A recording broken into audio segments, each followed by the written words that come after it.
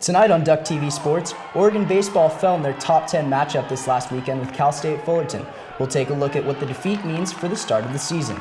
Also, we'll go in-depth with Oregon softball and sophomore ace Cheridan Hawkins, as well as shed some light on the Ducks' acrobatics and tumbling team. All that and more coming up now on Duck TV Sports.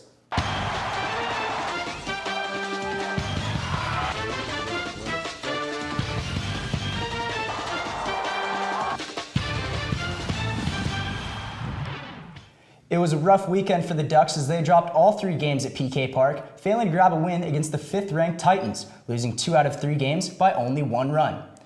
So Dyuce, despite losing these last 3 games over the weekend, what positives can you take out of the series against Cal State Fullerton and moving forward? The only negatives that I see from this is the fact that they lost. Other than that, the pitching did improve over the weekend, and freshman Matt Crook looked really good. Striking out 5 straight in his last 4 innings that he played, despite the 2-run performance early on. I think the pitching will improve, especially from Tommy Thorpe, who gave up 6 runs on Friday night, and Clayton Porter, who gave up 3 yesterday. Overall, I think there's much to be learned from the series, and you also have to remember the Titans. Some may consider the Titans the #1 team in the nation, and they are batting at .275 right now. All right, so moving on to the other side of the ball. Coming into the season, many had doubts about the Ducks' offense, yet they have increased a lot over this season.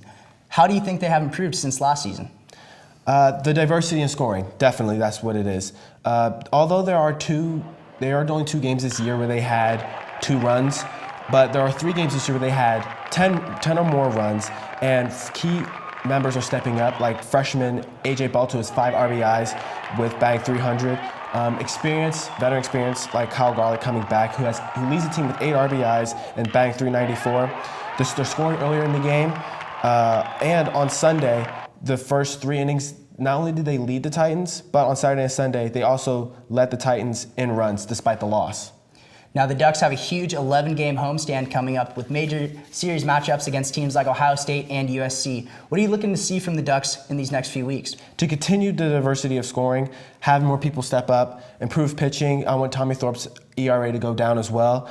And since they're not playing anyone ranked, I think they should be a smooth transition into conference play. Very nice. Moving from one diamond to the next, the Ducks softball team has started off its 2014 campaign in impressive fashion, posting a solid 17-2 record. With high expectations for the season, as well as conference play just around the corner, the Ducks have relied heavily on sophomore ace and leader Cheridan Hawkins. Caitlin Dienne has the story. Coming off of a tremendous freshman campaign where she won 19 games and had over 200 strikeouts, Cheridan Hawkins is now the #1 starting pitcher for the Oregon softball team. However, Hawkins faced a setback she would have never imagined earlier this year. And there's a huge piece of skin like flailing there, and I was like, oh, this isn't good. So then I went out and tried to pitch, and then I was like, I don't think this is going to happen. And the trainer came out, cut it. I made it through the inning. Can't see my gash. Once my adrenaline got going, it wasn't as difficult, because I quit thinking about it. At the start of the game, I'm like, oh, my finger, like this hurts. And then once it started getting the game going, I forgot about it. And then after I looked at it, I'm like, oh, that's still there. Although Hawkins' injury appeared gruesome, the injury didn't stop her as she continued pitching throughout the weekend, showing she puts her team before herself. I realized my team is more important to me than those things. I start to weigh okay, you had a bad bullpen, that really stinks, but you want to win this game for your team. So what's more important, thinking about the bad bullpen or thinking about the win? The selfless 19-year-old grew both in her skills and mentality by being the youngest to compete on last year's U.S. national team. I was the youngest person on that team, so I learned a lot, from those older kids on just even how to mentally prepare and some leadership skills. Hawkins has put her growth on display by already winning 10 games this season, and after last season's loss in the Super Regionals, Hawkins has one goal in mind. Obviously, the end goal is we want to win the Pac-12 and we want to win the College World Series. Those are obviously at the top of the list. Thank you, Caitlin.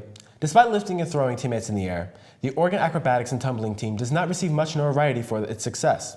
This year, the 2-time defending national champions are hungry for a 4th. Travis Tyke has more on the growing gymnastic dynasty.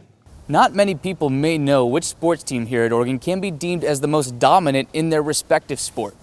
But what if I told you that Oregon's Acrobatics and Tumbling team had won their last 22 consecutive meets, the last 3 national titles, and they're the heavy favorite to win a 4th.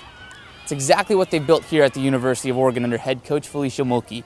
And we had a chance to meet up with Coach Mulkey at the Mashosky Center before practice to talk about the sport and the team. If you were to describe this sport, tell them what it's about to somebody that has no idea what it's about, how would you do that? I would say it is the evolution of different disciplines of gymnastics and the athletic aspects of competitive cheer.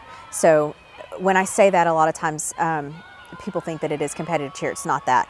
The athletic aspects of cheerleading are tosses and tumbling, which is what we do. So those are gymnastic skills. So I would say that it's the evolution of gymnastic skills into a sport that fits into any university setting across the country. Break down what is your favorite event at a competition and break that event down. Why is it your favorite? I guess it would be the team event, and the reason is because it's everything in the meet in one. So if you come to an event and you come to a meet, you don't have any idea what's going on, it's unbelievably challenging, and they have to do it with a high level of perfection because they're being judged on execution. So for me, I think it's fun, but yeah, I would say team routine, I guess, just because it encompasses everything. What has the sport done for you? Wow, that is such a great question. I get to kind of live my dream every day.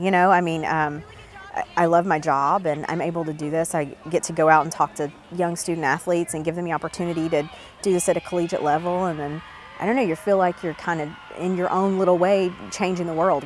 Our team talks about that all the time, that we're changing the world. So for me, it's just allowed me to work within my passion, and a lot of people don't get to do that. Well, that just about wraps it up here for today on Duck TV Sports, but make sure to stay updated throughout the week by visiting us at our website at ducktv.uoregon.edu, as well as giving us a follow on Twitter at Duck TV Sports. For my co-host Dyuce Woodson, I'm Henry Taylor. Thanks for watching, and we'll see you next week.